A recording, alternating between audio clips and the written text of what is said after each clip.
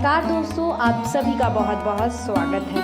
आज हम जानेंगे कि आखिर युधिष्ठिर ने अपनी मां को क्यों श्राप दिया था और श्राप भी ऐसा जिसकी सजा आज भी भुगत रही हैं महिलाएं। तो चलिए देर न करते हुए शुरुआत करते हैं। औरतों को लेकर अक्सर कहा जाता है कि वो कोई भी बात बहुत समय तक छिपा नहीं सकती और किसी न किसी को सारी बातें बता देती हैं। अक्सर लोग महिलाओं को इसीलिए ही अपने राज नहीं बताते क्योंकि उनसे ये राज छिपते नहीं हैं और वो किसी न किसी के सामने ये बातें कह देती हैं। इसे औरतों की प्रवृत्ति माना जाता है कि उनके पेट में कोई बात नहीं पचती। हालांकि महिलाओं की इस प्रवृत्ति का राज महाभारत काल से जुड़ा हुआ है। धर्मराज युधिष्ठिर ने अपनी ही माता कुंती को एक ऐसा श्राप दिया था जिसका दंड आज तक सभी महिलाएं भुगत रही हैं। महाभारत की कहानी पढ़ने और देखने वाले जानते हैं कि कुंती और कर्ण में माता पुत्र का संबंध था।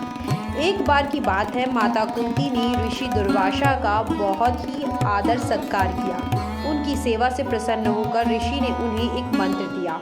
उन्होंने कहा था, इस मंत्र को पढ़कर तुम जिस भी देवता का स्मरण करोगी उससे तुम्हें एक संतान प्राप्त होगी और तुम्हारी मनोकामना पूर्ण होगी। कुंती एक राजकुमारी थी। उन्हें इस बात पर यकीन नहीं हुआ कि ये मंत्र इतना कारगर हो सकता है। ऐसे में कुंती ने सूर्यदेव को स्मरण कर मंत्र पढ़ दिया। मंत्र पढ़ते ही सूर्यदेव ने कुंती के गोद में एक बालक रख दिया। कुंती लज्जित हो गई, उनका विवाह नहीं हुआ था। ऐसे में बिना विवाह के पुत्र रखना समाज के लिए उनके लिए बहुत ही घृणा बात थी। कवच और कुंडल पहने सूर्य के तेज समान वाले इस बालक को कुंती ने एक मंजूषा में रखकर गंगा में बहा दिया।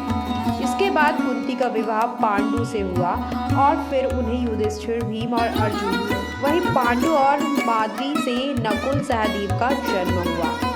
कुंती माता ने जब पहली बार कर्ण को देखा तो वो समझ गई कि ये उनका ही पुत्र है। वो सबके सामने कुछ कह नहीं सकती थी। वही सूत द्वारा पाले जाने के कारण कर्ण को कभी वो सम्मान और शिक्षा नहीं मिली जो बाकी पांडवों को मिली। जब महाभारत का युद्ध आरंभ हुआ तब माता कुंती ने कर्ण को बताया कि वो उनका पुत्र है। माता की बात सुनकर कर्ण उस वक्त असमंजस में पड़ गए। उन्होंने माता कुंती को वचन दिया कि अर्जुन को छोड़कर वो किसी और पांडव का वध नहीं करेंगे। इसके बाद कर्ण ने अपने वचन अनुसार युद्ध में सिर्फ अर्जुन से ही युद्ध किया और उनके हाथों वीरगति को प्राप्त हुई।